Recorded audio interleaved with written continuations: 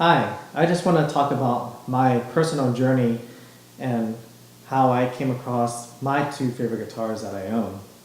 When I was young, I really wanted to play acoustic. I loved the clarity, the pureness of it, but I had an entry-level guitar that was extremely difficult to play. The action was really high, the notes were impossible to fret, and it was very, very discouraging. So discouraging that I pretty much abandoned the guitar for a long, long time. And it wasn't until I met my wife when our wedding day was approaching that I felt in my heart that I really wanted to play guitar and sing to her at the wedding. And she had no idea that I could play guitar, mostly because I abandoned it for so long. I ran across a band on YouTube called Boyce Avenue, and what I noticed immediately was they had this tone that was exactly what I've been searching for so long. It was rich, it was balanced, and I looked up what guitars they were playing, and they were playing Taylor guitars.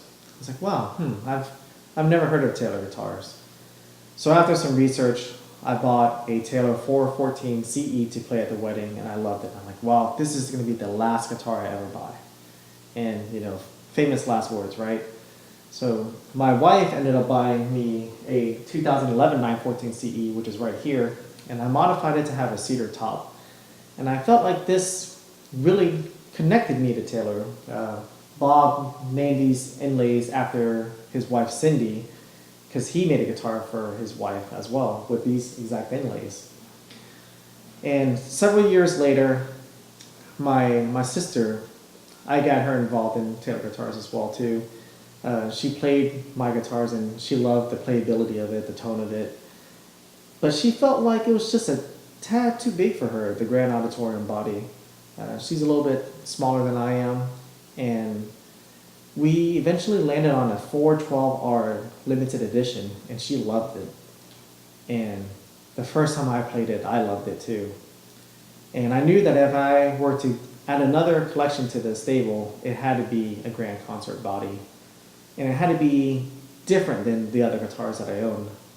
So I commissioned what I thought would be my last guitar at the time, a custom ordered Sitka top Indian rosewood back and sides, Grand Concert 12 fret.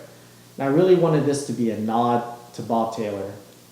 He's been quoted as saying Sitka and rosewood was one of his favorite combinations. Okay, now I'm finally done. I'm done buying guitars. But with the encouragement of my good friend Michael, he really encouraged me to look at Cocobolo as a back and side. And since I basically built a guitar that was a nod to Bob, I wanted to build a guitar that was basically an homage to Andy Powers. Andy introduced Lutz Spruce top to the market, and if you play some of the 700 series guitars, they just have this unique sound to them, and I loved it. And the combination of Lutz and Cocobolo and a grand concert, well, if you're in the market for a grand concert Cocobolo Taylor guitar, there's really one guy you go to, and it's John at Shoreline Music. So the vision I had for this guitar would be perfectly balanced. And what I mean by that is I wanted a restrained aesthetic from the front so that the voice of the guitar could be the star. But when you flip the guitar over, I really wanted the Cocobolo to stand out and shine. And I think we have achieved that.